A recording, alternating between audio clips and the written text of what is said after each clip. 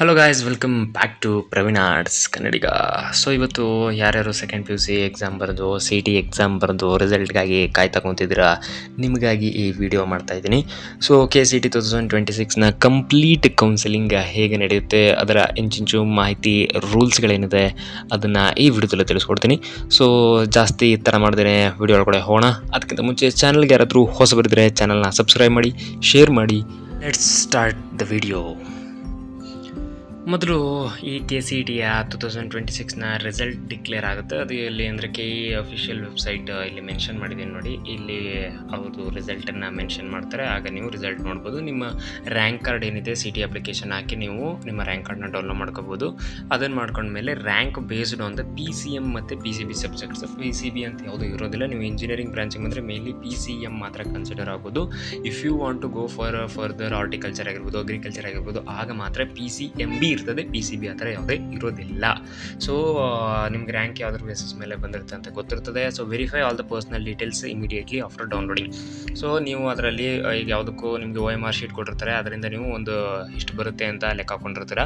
So ಅಲ್ಲೇನಾದ್ರು ತಪ್ಪು ಬಂದಿದ್ರೆ ನೀವು KE ಅಫಿಷಿಯಲ್ಸ್ಗೆ ಫೀಡ್ಬ್ಯಾಕ್ ಕೊಡ್ಬೋದು. ಅದಾದಮೇಲೆ ಕಟ್ ಆಫಲ್ಲಿ ನಿಮಗೆ ಜನರಲ್ ಮೆರಿಟು ಅಥವಾ ಕ್ಯಾಟಗರಿ ವೈಸು ಕಟ್ ಆಫ್ ಇರ್ತದೆ. ಆದ್ದರಿಂದ ನೀವು ಜನರಲ್ ಮೆರಿಟ್ ರ್ಯಾಂಕು ಮತ್ತು ಕ್ಯಾಟಗರಿ ರ್ಯಾಂಕನ್ನು ಕರೆಕ್ಟಾಗಿ ನೋಡ್ಕೊಳ್ಳಿ. ಸೊ ಇಲ್ಲಿ ಕ್ಯಾಟಗರಿ ರ್ಯಾಂಕ್ ಅಂತ ಯಾವುದೇ ರಿಸಲ್ಟ್ ಇಲ್ಲಿ ಬರೋದಿಲ್ಲ, ಎಲ್ಲ ಬರೋದು ಒಂದೇ ರ್ಯಾಂಕು.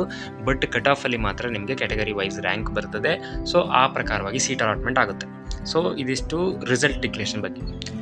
ಅದಾದಮೇಲೆ ಬರೋದೇ ಆಪ್ಷನ್ ಎಂಟ್ರಿ. ಸೊ ನೀವು ಆಪ್ಷನ್ ಎಂಟ್ರಿ ಅಂದರೆ ನೀವು ಯಾವುದು ಪ್ರಿಫರಬಲ್ ಕಾಲೇಜ್ಗಳಿಗೆ ಸೇರಬೇಕು ಅಂತಿರ್ತೀರ ಅದನ್ನು ನೀವು ಎಂಟ್ರ್ ಮಾಡಬೇಕಾಗುತ್ತೆ. ಸೊ KE ಬೋರ್ಡಲ್ಲಿ KE ಪೋರ್ಟಲಲ್ಲಿ ನೀವು ಲಾಗಿನ್ ಆಗಿ ನೀವು ನಿಮ್ಮ ಕಾಲೇಜ್ಗಳು ಯಾವುದಾದ್ರು ಬೇಕು ಲಿಸ್ಟ್ ಮಾಡ್ಕೊಂಡಿರ್ತೀರಲ್ಲ, ಅದನ್ನು ಪ್ರಯಾರಿಟಿ ವೈಸ್ ಆರ್ಡರ್ ಆಗಿ ನೀವು ಅಲ್ಲಿ ಏನು ಮಾಡಬೇಕಾಗುತ್ತೆ, ಲಿಸ್ಟ್ ಮಾಡಬೇಕಾಗುತ್ತೆ. ಅಲ್ಲಿ ನೀವು ಆ್ಯಡ್ ಮಾಡ್ಬೋದು, ಡಿಲೀಟ್ ಮಾಡ್ಬೋದು, ಅಥವಾ ರೀಅರೇಂಜ್ ಮಾಡ್ಬೋದು within a limit of time. ಅವರು ಟೈಮ್ ಕೊಟ್ಟಿರ್ತಾರೆ ಅಷ್ಟರೊಳಗೆ ಮಾತ್ರ.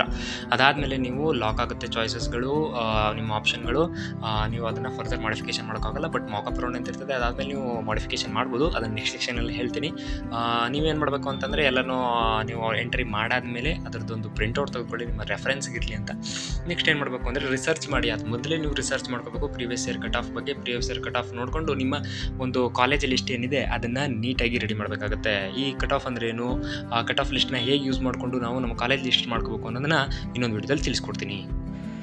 ಅದಾದಮೇಲೆ ಬರುತ್ತೆ ಮಾಕ್ ಅಲಾಟ್ಮೆಂಟ್ ರೌಂಡು. ಸೊ ನೀವು ಯಾವುದು ಕಾಲೇಜ್ಗಳನ್ನು ಮೆನ್ಷನ್ ಮಾಡಿರ್ತೀರೋ ಅದರ ಪ್ರಕಾರ ಮತ್ತು ನಿಮಗೆ ಎಷ್ಟು ರ್ಯಾಂಕ್ ಸಿಕ್ಕಿರುತ್ತೋ ಅದರ ಪ್ರಕಾರ ಮಾಕ್ ಅಲಾಟ್ಮೆಂಟ್ ಆಗುತ್ತೆ.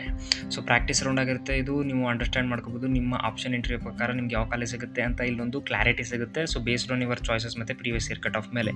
ಸೊ ಇದು ರಿಯಲ್ ಸೀಟ್ ಅಲಾಟ್ಮೆಂಟ್ ಅಲ್ಲ, ಬರೀ ನಿಮಗೆ ಒಂದು ಪ್ರಾಕ್ಟೀಸ್ ಆಗಲಿ ಅಂತ ಮಾತ್ರ. ಸೊ ನೀವು ಅನಲೈಸ್ ಮಾಡಿ ನೀವು ಪ್ರಿಫರ್ಡ್ ಕಾಲೇಜ್ಗಳನ್ನ ಚೇಂಜ್ ಮಾಡ್ಕೋಬೋದು. ಇದಾದಮೇಲೆ ನಿಮ್ಮ ಆಪ್ಷನ್ ಎಂಟ್ರಿ ಲಿಸ್ಟ್ಗಳನ್ನ ಚೇಂಜ್ ಮಾಡ್ಕೋಬೋದು. ಸೊ ಮಾಕ್ ರಿಸಲ್ಟ್ಸ್ ಅಂದರೆ ಇದು ಗ್ಯಾರಂಟಿ ಅಲ್ಲ, ಬರೀ ಆ್ಯಕ್ಚುಯಲ್ ಅಲಾಟ್ಮೆಂಟ್ ಮಾತ್ರ. ಸೊ ಮಾಕ್ ಅಲಾಟ್ಮೆಂಟ್ನ ನೀವು ಮಾಕ್ ಅಲಾಟ್ಮೆಂಟ್ ನೋಡಿಕೊಂಡು ನೀವು ನಿಮ್ಮ ಕಾಲೇಜ್ಗಳ ಲಿಸ್ಟನ್ನು ಚೇಂಜ್ ಮಾಡ್ಕೋಬೋದು. ಇದರಿಂದ ನನಗೆ ಕಾಲೇಜ್ ಸಿಗುತ್ತಾ ಸಿಗಲ್ವಾ ಅನ್ನೋದನ್ನು ಕೂಡ ನೋಡ್ಬೋದಾಗಿರ್ತದೆ. ಸೊ ಇದು ಮಾಕ್ ಅಲಾಟ್ಮೆಂಟ್ ಬಗ್ಗೆ.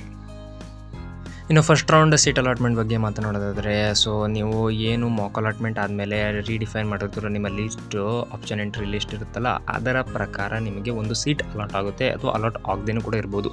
ಆಗ ನಿಮಗೆ 4 ಆಪ್ಷನ್ ಬರುತ್ತೆ. ಇಫ್ ಇನ್ ಕೇಸ್ ಏನಾದರೂ ನಿಮಗೆ ಸೀಟ್ ಅಲಾಟ್ ಆಗಿದ್ದರೆ ನೀವು ಅದನ್ನು ಇಷ್ಟ ಇದ್ದರೆ ನೀವು ಅದನ್ನು ಅಕ್ಸೆಪ್ಟ್ ಮಾಡಿ ಫ್ರೀಸ್ ಮಾಡ್ಬೋದು.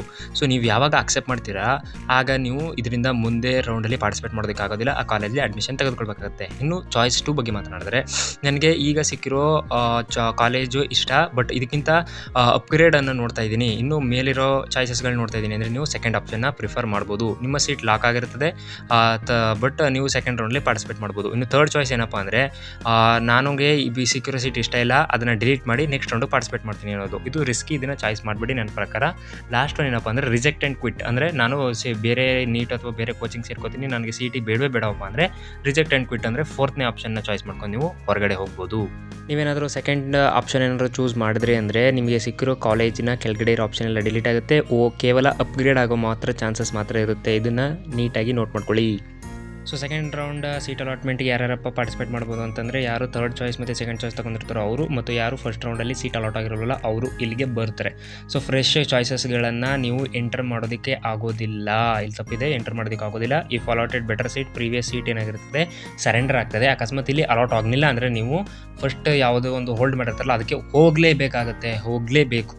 And candidates with no seat allotted in first cancel also participate pay balance fees. ಈ ಬ್ಯಾಲೆನ್ಸ್ ಫೀಸ್ ಇದೇನಿಲ್ಲ, ತಲೆ ಕೆಡಿಸ್ಕೊಳ್ಳೋಕೆ ಹೋಗಬೇಡಿ.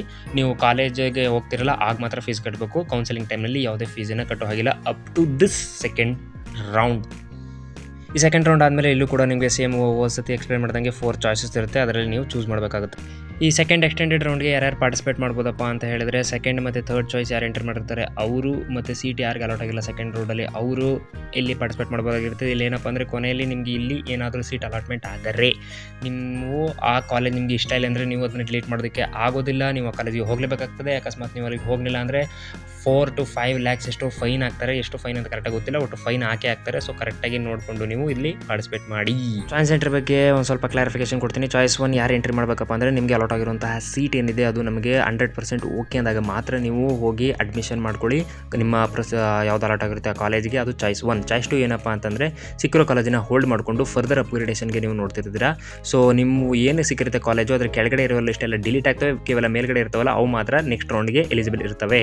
ಸೊ ಇದನ್ನು ನೋಟ್ ಮಾಡ್ಕೊಳ್ಳಿ. ನೆಕ್ಸ್ಟ್ ಥರ್ಡ್ ಆಪ್ಷನ್ ಯಾವುದಪ್ಪ ಅಂದರೆ ರಿಜೆಕ್ಟ್ ಆ್ಯಂಡ್ ಅಪ್ಗ್ರೇಡ್. ಸಿಕ್ಕಿರೋ ಕಾಲೇಜ್ ನನಗೆ ಬೇಡ ಅಂದರೆ ಅದನ್ನು ಡಿಲೀಟ್ ಮಾಡಿ ಅದ್ರ ಮೇಲ್ಗಡೆ ಇರುತ್ತಲ್ಲ ಆ ಕಾಲೇಜ್ಗಳಿಗೆ ಮಾತ್ರ, ಅದನ್ನು ಮೇಲ್ಗಡೆ ಇರುತ್ತಲ್ಲ ಆ ಕಾಲೇಜ್ ಮಾತ್ರ ಅವೈಲೇಬಲ್ ಇರುತ್ತೆ ರೌಂಡ್ಗೆ. ಇನ್ನು 4th ಏನಪ್ಪ ಅಂದರೆ ನಾನು KCET ಕೌನ್ಸಿಲಿಂಗ್ಗೆ ಬೇಡ ಅಂತ ಹೊರಗಡೆ ಹೋಗೋದು. ಸೊ ಯೂಟ್ಯೂಬ್ ಚಾನಲಲ್ಲಿ ಪ್ರವೀಣ್ ಆರ್ಟ್ಸ್ ಕನ್ನಡಿಗ ಅಂತ ಸರ್ಚ್ ಮಾಡಿದ್ರೆ ಈ ಥರ ಚಾನಲ್ ಬರುತ್ತದೆ. ಸೊ ನಾನು NI ಕಾಲೇಜಿನ ಅಲ್ಲಿ ಓದ್ತಾ ಇದ್ದೀನಿ. ಸೊ ನೀವು ನಮ್ಮ ಕಾಲೇಜಿದು ವೀಡಿಯೋಸ್ಗಳು ನೋಡಬೇಕು ಅಂತಂದರೆ ಈ ಸೆಕ್ಷನಲ್ಲಿ ಬಂದು ನೀವು ನಮ್ಮ ಕಾಲೇಜಿದು ರಿವ್ಯೂಗಳನ್ನೂ ಕೂಡ ನೋಡ್ಬೋದು. ಇದು Tier 1 ಕಾಲೇಜ್ ಆಗಿರ್ತದೆ. ನಿಮ್ಮ ಆಪ್ಷನ್ ಎಂಟ್ರಲ್ಲಿ ಇದನ್ನು ಕೂಡ ಆ್ಯಡ್ ಮಾಡ್ಬೋದು. ಅದ್ರ ಬಗ್ಗೆ ಎಲ್ಲ ಕಂಪ್ಲೀಟ್ ಮಾಹಿತಿ ಇಲ್ಲಿ ಕೊಟ್ಟಿದ್ದೀನಿ.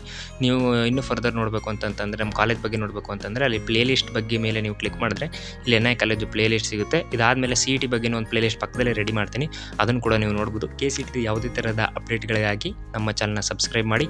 ಮುಂದಿನ ವೀಡಿಯೋದಲ್ಲಿ ಆಪ್ಷನ್ ಎಂಟ್ರಿ ಬಗ್ಗೆ ಹೇಳ್ಕೊಡ್ತೀನಿ.